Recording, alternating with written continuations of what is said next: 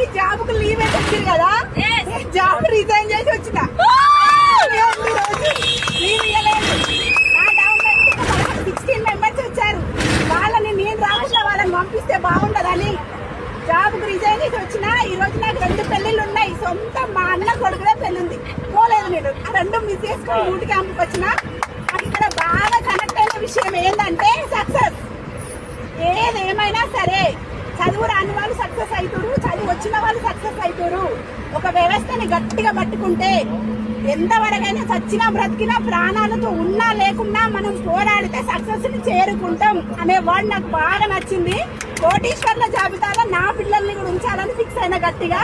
రేపు నుంచి 1 గంట కూడా వేస్ట్, ఇన్ని రోజు 3 మంత్స్ నుంచి నేను టైం వేస్ట్ చేస్తున్నా, కానీ రేపు నుంచి 1 గంట కూడా వేస్ట్ చేయదని నేను డిసైడ్ అయినా.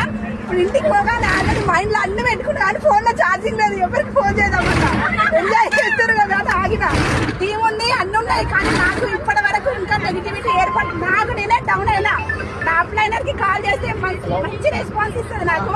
నా మెంటర్ గా చూప్ చేసుకున్న జగదీశ్వర్ సార్ అచ్చా వాళ్ళు కూడా నాకు మంచిగా ప్రిఫరెన్స్ ఇస్తారు. కానీ నేను డల్ అయినా, బూట్ క్యాంప్ వచ్చి నేను యాక్టివ్ అయినా, నా డౌన్ లైన్స్ కూడా యాక్టివ్ చేస్తా. రేపు నుంచి 1 అవర్ కూడా వేస్ట్ చేయకుండా నేనేదైతే 1 year 1 lakh అన్నారు కదా, నెక్స్ట్ ఇయర్ ఎండింగ్ లోపు 1 lakh తీసుకోవాలని డిసైడ్